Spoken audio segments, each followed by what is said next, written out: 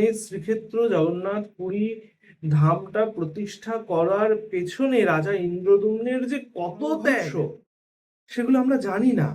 জগন্নাথের মন্দির প্রতিষ্ঠা করার পেছনে দেবী মনসার একটা অত্যন্ত ভালো ভূমিকা রয়েছে।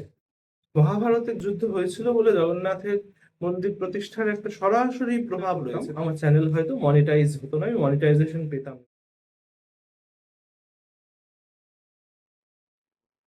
আজ বিশেষ কয়েকটি কথা বলবার জন্য এই চলচ্চিত্রটা তৈরি করছি।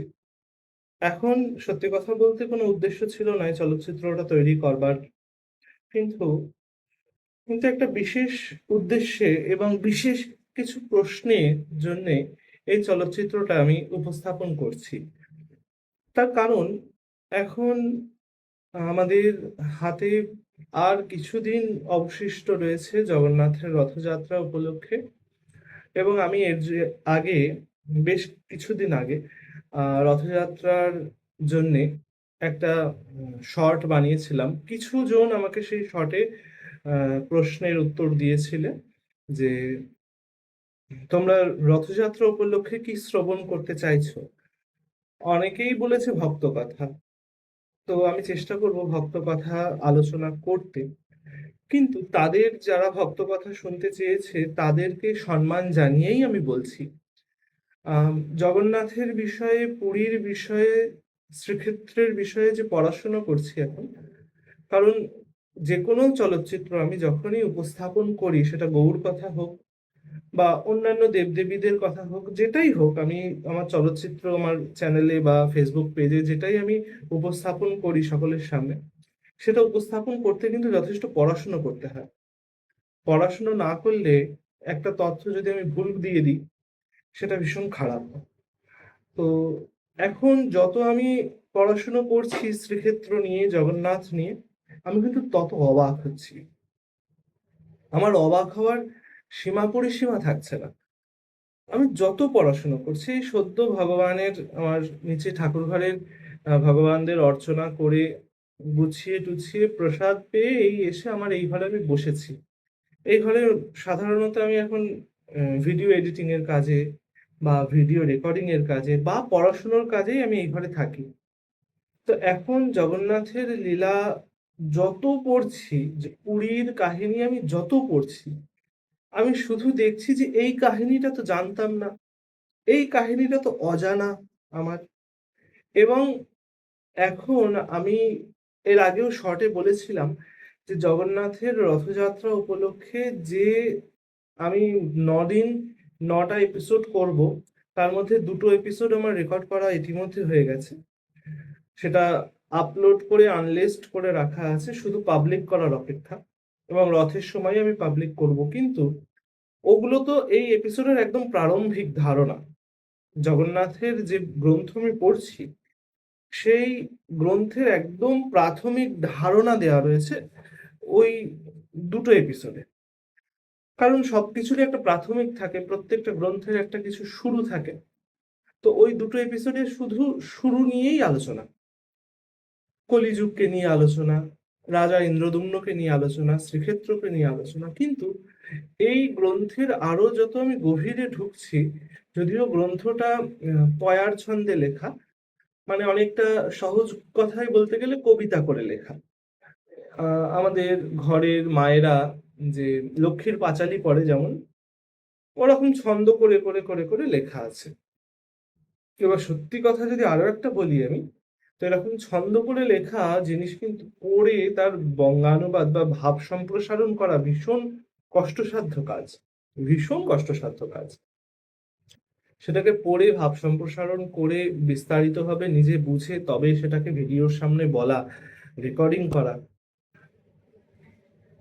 সেটা আরো একটা কষ্টের কাজ। তো আমি এখন, যারা ভক্ত চরিত্র শুনতে চেয়েছো, আমি অবশ্যই কোনো না কোনো সময় কি জগন্নাথের রথযাত্রা উপলক্ষেও টুকটাক ভক্তদের কথা শোনাবো। আমার এখন ইচ্ছা হচ্ছে কি, যে এই যে জগন্নাথের এত অজানা কাহিনী আছে, যে আমি যেটাই পড়ছি সেটাই মনে হচ্ছে আমি জানতাম না, এই লীলা আমার অজানা। আমি যেটাই পড়ছি সেটাকেই মনে হচ্ছে এটা আমার অজানা। আমি শুনিনি, কারোর মুখে শুনিনি, কেউ কোনোদিন বলেনি। এবং আমি চেষ্টা করি যে নতুন কিছু তুলে ধরি, নতুন কিছু জানাই সকলকে। তাই এটা আরো একটা অনুরোধের ভিডিও বলতে পারো, যে যারা আমার সঙ্গে দীর্ঘদিন আমার চ্যানেলের সঙ্গে যুক্ত আছো, চ্যানেল এখন একটু ডাউন চলছে। তার বিশেষ কারণ আছে দুটো। তো সে কারণ হয়তো কোনো সময় আমি বলব, নাও বলতে পারি। আম এখন অনেক অনেকে আমার চ্যানেলে ভিডিও দেখছে বা দেখছে না। যাই হোক, চ্যানেল এখন অনেকটা ডাউন চলছে। আমার এখন চ্যানেল আ হাইয়েস্ট ভিউ আছে ওই গত নরসিংহ চতুর্দশী, নরসিংহ উপাখ্যান, ওটাই এখনো পর্যন্ত হাইয়েস্ট ভিউ। তারপরে এখন আর ভিউ আমার সেইভাবে ওঠেনি। এটা নিয়ে বেশ একটু দুঃখিত আছি তো আমি অবশ্যই। কিন্তু তার থেকেও বড় কথা যে এখন দুঃখ পাওয়ার সময় নেই, আগামী দিনে এগিয়ে যাওয়ার সময়। দুর্গাপুজোর নিয়ে মোট ৩৩ টা এপিসোড রেডি, কমপ্লিট আমার। এবছরের দুর্গাপুজো নিয়ে ৩৩ টা এপিসোড করেছি। কমপ্লিট হয়ে গেছে। আপলোড করা রয়েছে, আনলিস্ট করা রয়েছে। শুধু দুর্গাপুজোর মানে আমার ইচ্ছা আছে এবছর পঞ্চমীর দিন আমার টোটাল এপিসোড কমপ্লিট হয়ে যাবে। পঞ্চমীর দিন মায়ের বিদায় সম্ভাষণ, বিসর্জন সম্ভাষণ সেইটা দিয়ে পঞ্চমীর দিন আমাদের ভিডিও টোটালটা কমপ্লিট। মানে দুর্গাপুজোর অন্তত পঞ্চমীর ১ সপ্তাহ আগে এই ৩০-৩২ দিন আগের থেকে দুর্গাপুজোর উপরে ভিডিও আসা শুরু হয়ে যাবে। আমি সেইটাই এখনো চিন্তা করছি যে জগন্নাথকে নিয়ে আমি কি করব? ৯ দিনে ৯ টা এপিসোড করব? না যে গ্রন্থটা পড়ছি, যেমন অমেয় নিমাইচরিত পড়ছি, অমেয় নিমাইচরিত পড়তে, পড়তে ভেবেছি যে এটা তো আমি জানতাম না বা এত বিস্তারিত তো আমার কেউ বলে না। তো বিস্তারিতভাবে সকলের সামনে তুলে ধরি। আমার আগের দর্শকরা চলে গেছে, আমি সেই দর্শক ধরে রাখতে পারিনি। এখন আবার হয়তোবা আস্তে, আস্তে সেই একটা দর্শকের সংখ্যা আমি পাবো, পাচ্ছিও। ১০০, ১৫০ এরকমের ভিউ ঠেকছে গিয়ে। কোনোটায় ১০০ টা হচ্ছে, কোনোটায় ১৫০ টা হচ্ছে।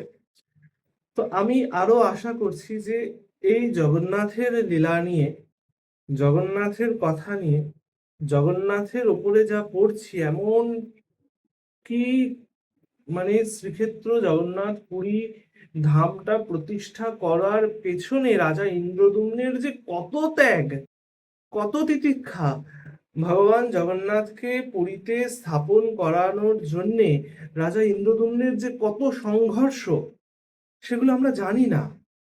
আমিও জানতাম না। গ্রন্থ পড়ছি বলে জানতে পারছি। গ্রন্থে এখন পাচ্ছি বলে জানতে পারছি। তো আমি মনে করছি বা আমি চাইছি যে আমার যারা শ্রোতা, আমার যারা পরিবারের দর্শক রয়েছে তাদের কাছে আমি এটা অনুরোধও করতে চাইছি যে তোমরা আরেকবার আমাকে বলো যে এই অনেক অজানা কাহিনী, অনেক অজানা তথ্য। রাজা ইন্দ্রদ্যুম্ন যুদ্ধ করেছে ৩-৪ বার। জানো সেটা? কেউ জানতে? জানতে না। জগন্নাথের মন্দির প্রতিষ্ঠা করার পেছনে দেবী মনসার একটা অত্যন্ত ভালো ভূমিকা রয়েছে। সেই মহাভারতের যুগ থেকে জগন্নাথের মন্দির প্রতিষ্ঠা হওয়ার সরাসরি আমি লিঙ্ক দেখছি। মহাভারতের যুদ্ধ হয়েছিল বলে জগন্নাথের মন্দির প্রতিষ্ঠার একটা সরাসরি প্রভাব রয়েছে তার উপরে।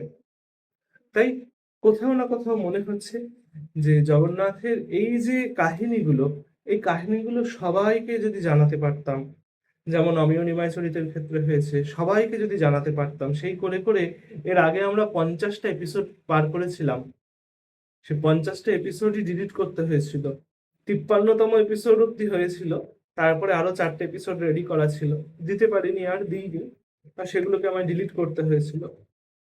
আ সেগুলো হয়তো আজ ডিলিট না করলে আমার চ্যানেল মনিটাইজ হতো না।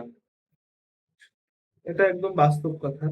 আমি যদি সেগুলো ডিলিট না করতাম, আমার চ্যানেল হয়তো মনিটাইজ হতো না। আমি মনিটাইজেশন পেতাম না। সবটাই কিন্তু শেষে ওই মনিটাইজেশন পাওয়া এবং টাকার জন্যে করা। কিন্তু টাকাটাই তো সব কথা নয়। আমি চাই আরো নতুন কিছু, অজানা কিছু আমার যারা দর্শক, আমার যারা ইউনিক দর্শক, আমি ধরে নিলাম যে এত লক্ষ, লক্ষ মানুষ, এত কোটি, কোটি মানুষ যারা YouTube এ কনটেন্ট দেখে, YouTube এ ভিডিও দেখে বা অন্যান্য বড়, বড় বক্তাদের কথা শোনে। আমি অত বড় বক্তা হতে পারিনি যদিও। জগন্নাথ সেই কৃপা আমায় এখনো করেননি। জানি না কোনোদিন হতে পারবো কিনা। তো যে কটা শ্রোতা আমি পেয়েছি, সে ৫ জনই হোক, ১০ জনই হোক, ৫০ জনই হোক, ইউনিক শ্রোতা বা ইউনিক দর্শক। সেই ইউনিক দর্শকদের কাছে আমি একটাই প্রার্থনা বা একটাই কামনা করতে পারি। তাদেরকে আমি বারবার অনুরোধও করি যে আপনি তুমি কমেন্ট করো, কমেন্টে জানাও। কেউ কমেন্ট করে না, কৃপা করে কমেন্ট করে না কেউ। লাইক করে না, সাবস্ক্রাইবও করে না। ঠিক আছে। কিন্তু এখন লাইক, কমেন্ট, সাবস্ক্রাইব, ভিউ এগুলোকে একটু সাইডে রেখে যদি আমি বলি যে তোমরা কি জগন্নাথের আদি লীলা এবং রাজা ইন্দ্রদ্যম্নর যে সংঘর্ষ সেগুলো সম্পর্কে জানতে চাও? আমি সত্যি বলছি তোমাদের এমন, এমন তথ্য শ্রবণ করাবো, এমন তথ্য শ্রবণ করাবো যে তথ্যগুলি একদম নতুন তথ্য। রাজা ইন্দ্রদ্যম্নের জীবনী, তার আগে রাজা পরীক্ষিতের ছেলে জন্মেজয়, জন্মেজয়ের ঘটনা, জন্মেজয় যখন সর্পযজ্ঞ করেছিল সেখানে দেবী মনসা, নাগমাতা মনসা, এই মনসা দেবীর ছেলে আস্তিক মুনি এসেছিলেন জানতে? রাজা জন্মেজয়কে এই নাগ যজ্ঞ করবার জন্য, সর্পবিনাশ যজ্ঞ করবার জন্য উস্কেছিলেন একজন উতঙ্ক মুনি। উতঙ্ক মুনির নাম শুনেছ? উতঙ্ক মুনি কেন উস্কেছিলেন সাপেদেরকে শেষ করে দেওয়ার জন্য জানো? জগন্নাথের লীলাগুলো শুনলে অবশ্যই অনেক নতুন কিছু জানতে পারবে। তাই তোমাদের কাছে এটাও আমার একটা অনুরোধের ভিডিও, অবাক জগন্নাথ। আমি সত্যিই জগন্নাথের লীলা পড়ে অবাক হচ্ছি যে এত কিছু ছিল যেগুলো জানতাম না। তাই তোমরা কি চাও ধারাবাহিক করুণাবতারও ছোট্ট নিমাইয়ের সাথে যদি আমি জগন্নাথের এই রথযাত্রা থেকে, সত্যি বলছি, জগন্নাথের রথযাত্রা এবছর বৃহস্পতিবারে পড়েছে। বৃহস্পতিবার থেকে, যেহেতু বৃহস্পতিবারে আমি করতে পারবো না, রথযাত্রার জন্য শুভারম্ভ করব বৃহস্পতিবারে ধারাবাহিকের। আমি সত্যি বলছি, কিন্তু ছোট করে এপিসোড আনবো। অনেক অজানা তথ্য তোমরা তাতে জানতে পারবে। ছোট করে তুলে ধরবো। তো তোমরা কি চাও যে আরো একটি নতুন ধারাবাহিক আমি শুরু করি? যদি চাও, যদি আমার যে কজন ১০-১২ জন, ৫০ জন, যে কজন আমার দর্শক আছে, আমি ভিডিও দিলে যারা দেখে, কৃপা করে দেখে, তো তাদের কাছেই আমার প্রশ্ন, তোমরা কি চাও যে আমি জগন্নাথকে নিয়ে একটা ধারাবাহিক করি? সত্যি বলছি, আমি কথা দিচ্ছি এই ভিডিওতে, এই অন ক্যামেরা আমি কথা দিচ্ছি, অনেক অজানা তথ্য তোমরা জানতে পারবে, যে তথ্য নিয়ে কেউ আলোচনা করেনি আজ পর্যন্ত। সবাই তো একই কথা বলে, একই গদ বলে। একই গদ আছে, কিন্তু একই গদের পেছনে অনেক অজানা তথ্য আছে, অনেক অজানা কাহিনী আছে। তো সেগুলো কি জানতে চাও? যদি জানতে চাও, কমেন্ট করে বলতে পারো। আমি তাহলে এই ধারাবাহিকটা, আম জগন্নাথের রথযাত্রা যেহেতু বৃহস্পতিবার থেকে শুরু হচ্ছে, বৃহস্পতিবারে শুরু করব। কিন্তু এই ধারাবাহিকটা কন্টিনিউ করব আমি প্রত্যেক রোববার করে। প্রত্যেক রোববার রাত ৯টায়। আমাদের করুণাবতারও আসবে প্রত্যেক বৃহস্পতিবার রাত্রি ৯টায়। রথযাত্রার দিন করুণাবতারও বন্ধ রাখবো, দেব না। আর জগন্নাথের উপরে ধারাবাহিক করব প্রত্যেক রোববার রাত্রি ৯টায়। তোমরা কি জগন্নাথের কাহিনী শুনতে চাও? তাহলে কমেন্ট করে, অবশ্যই কৃপা করে কমেন্ট করো না। কত জায়গায় তো আঙুল এমনিই করো, আমাকে না কৃপা করে একটা লাইক দিলে, কৃপা করে একটা কমেন্ট করলে, কি আর এসে যাবে তাতে তোমাদের? আমি সফল হব, এটুকু তোমাদের বলতে পারি। আর আমি সফল হব, সেই সফলতার জন্য তোমাদেরকে আমি ভগবানের কথা শোনাবো, দেবদেবীর কথা শোনাবো, ঈশ্বরের মাহাত্ম্য শোনাবো। এমনিতেই আহ, আমার মায়ের কাছে শুনেছি যে যারা বাড়িতে ভিক্ষা করতে আসে, তারা ভিক্ষা করতে এসে হরে কৃষ্ণ কেন গায়? মা বলে যে তারা যে টাকাটা নিচ্ছে, তাদেরকে আমরা যে ভিক্ষাটা দিচ্ছি, সে ভিক্ষাটা তারা এমনি নেবে না, নাম শুনিয়ে নেবে। তাই জন্য নাম শোনায়, তাই জন্য হরে কৃষ্ণ করে। আমিও তো ভিখারি, শুধু আমি নয়, জগতে সবাই ভিখারি। জগতে সবাই ভিখারি, জগতে শুধু দেওয়ার অধিকার একমাত্র ভগবানের আছে। ভগবান ছাড়া আর কারোর দেওয়ার অধিকার নেই, হতে পারে না। আমরা সবাই ভিখারি, তাই তোমাদের কাছে আমি এটা চেয়েই নিচ্ছি। আমি অনেকই চাইছি, শুধুই চাইছি তোমাদের কাছে যে তোমরা একটু কমেন্ট করো, একটু লাইক করো, সাবস্ক্রাইব করো, পাশে থাকো। আর তার জন্যে আমি তোমাদেরকে ভগবানের কথা শোনাবো এবং আমি আবার কথা দিচ্ছি। এই ভিডিওতে অনেকবারই কথা দিলাম আমি। আমি কিন্তু কথা দিয়ে নিজের কথা রাখি। ভগবানের অনেক অজানা কথা শ্রবণ করতে পারবে। পুরীর ধামের অনেক অজানা কাহিনী আমি নিজে এখন পড়ছি। আমি গ্রন্থের নাম বলব না। গ্রন্থের নাম বললে বিজ্ঞাপন করা হয়ে যাবে। তাই আমি বিজ্ঞাপন সরাসরি করব না, ভিডিওতে দেখিয়ে করব না। আমার কাছে এখনো সেই গ্রন্থটা রয়েছে। যদি আমাদের আমি নাম করে বলি, যদি গীতা প্রেসের বই হতো তো আমি দেখাতাম। কারণ গীতা প্রেসকে বিজ্ঞাপন করার যোগ্যতা আমার নেই। কিন্তু এটা যেহেতু গীতা প্রেসের বই নয়, তাই জন্য আমি এটা দেখাতে পারবো না। বাংলা প্রেসের বই, আমাদের বাংলার বই আরকি, বাংলার জিনিস। তাই আমি এটা দেখাতে পারলাম না। কিন্তু হ্যাঁ, এই বইয়ের মধ্যে যা তথ্য আছে, যা রস আছে, আমি সত্যি বলছি তোমরা শুনলে, তোমরা জানলে মুগ্ধই হবে এবং অনেক অজানা জিনিস জানতে পারবে। তাই যদি চাও জগন্নাথের উপর একটা নতুন ধারাবাহিক, তো অবশ্যই কমেন্ট করে জানাতে পারো। আজ আসি। আবার এটা করলাম, এখন বসে আছি এমনি মনে মনে বই পড়ি, গ্রন্থই পড়ছিলাম। জগন্নাথের এই যে এইখানেই রয়েছে। তো জগন্নাথের এই গ্রন্থটা পড়ছিলাম। পড়তে, পড়তে হঠাৎ মাথায় এলো, আচ্ছা করি তো তাহলে একটা প্রশ্ন করেই দেখি। কেউ তো আমায় উত্তর দেয় না। কেউ গালাগালও করে না, কেউ ভালো কথাও বলে না। গালাগাল করে অবশ্য। কমেন্টে অনেক গালাগাল করে। যেগুলো গালাগালের কমেন্টগুলো আমি রিমুভ করে দিই। কিন্তু ভালো কথাও কেউ বলে না। ২-১ জন ছাড়া। একদম কয়েকজন আছে, উম একদম হাতে গোনা ২-৪ জন। তারা ছাড়া কেউ কমেন্টও করে না। তাই তোমাদের কাছে এটা আমার অনুরোধ। জানাতে পারো। জানালে দেখবে আমার মনের বল বাড়বে। আমি আরো সাহস পাবো এগিয়ে যাওয়ার। তাই ভেবেছিলাম এই ভিডিওটা ১০ মিনিট, এই ৫-৭ মিনিটের মধ্যে রাখবো। ইতিমধ্যে ১৭ মিনিট প্রায় হয়ে গেছে। তাহলে আর বেশি কথা বাড়াবো না। আজ আসি। কমেন্টে জানিও। সেই অনুযায়ী আমি কাজ শুরু করব। অপেক্ষায় থাকলাম কিন্তু কমেন্টের।